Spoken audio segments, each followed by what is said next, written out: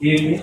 But eventually I read after watching that movie, and someone gave me a fantastic job in that movie, and I was in tears. This was again in a flight to US, and they played the Golconda School on the flight, and I was in tears, especially when that kid was in the shower before going to play in the finals. It reminded me my childhood, how I was whenever I used to go for a big match, with that anticipation, with that expectation, you are excited. And I think I really related to that movie. And eventually the story is much better because it talks about a school of rowdies. Rector will be upset of Olsen School because of your comment. But I could relate because every Saturday, I was from Little Cross School, we used to go to Olsen's to play a match, a 25-over match, get beaten, come back to the school. But we never, let it affect us because we love the game so much. Result didn't really matter to us.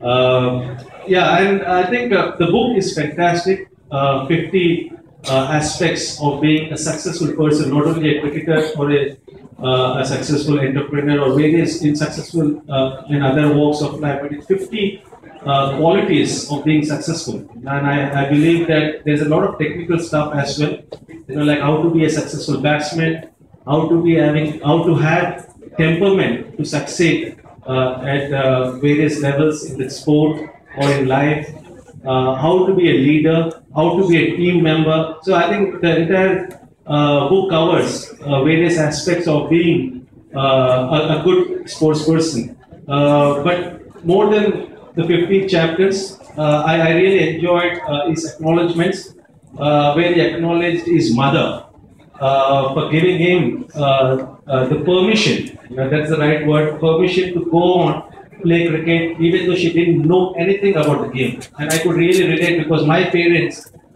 gave me permission to play cricket and take it as a profession, which was not at all easy for them to do. So that I could relate. And then in the preface, he mentioned that after retiring, he was sure that he was not going to play professional cricket anymore. But he went back and played for Marekpalli Cricket Club, MCC, just to try out various aspects of this book on a cricket field, to learn while playing the game how the various principles of management work out. I think that again shows his character, a selfless person who's passionate about contributing to the benefit of others. And I think, I remember the match I played against MCC. This was in Enscons on a batting wicket.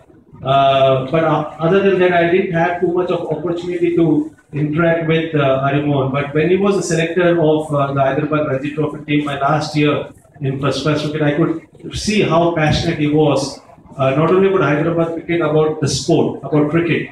And he's got incredible value system. And I think I always respect people with that kind of a value system and integrity. All the traits of being a fantastic person. So I think even last week when he came to my office to give me the copy of the book and invite me for this function, it was going to be a 10 or 15 minutes meeting, but ended up probably 1.5 hours. We just enjoyed talking and talking more about Hyderabad cricket, how to improve Hyderabad cricket. And so we all are very passionate about Hyderabad cricket. He's one of the person who wants Hyderabad cricket to grow and do well. Okay, everyone has told their favorite chapters in this book. I don't want to bore you too much. I just want to tell that the two important factors in my life was courage and preparation.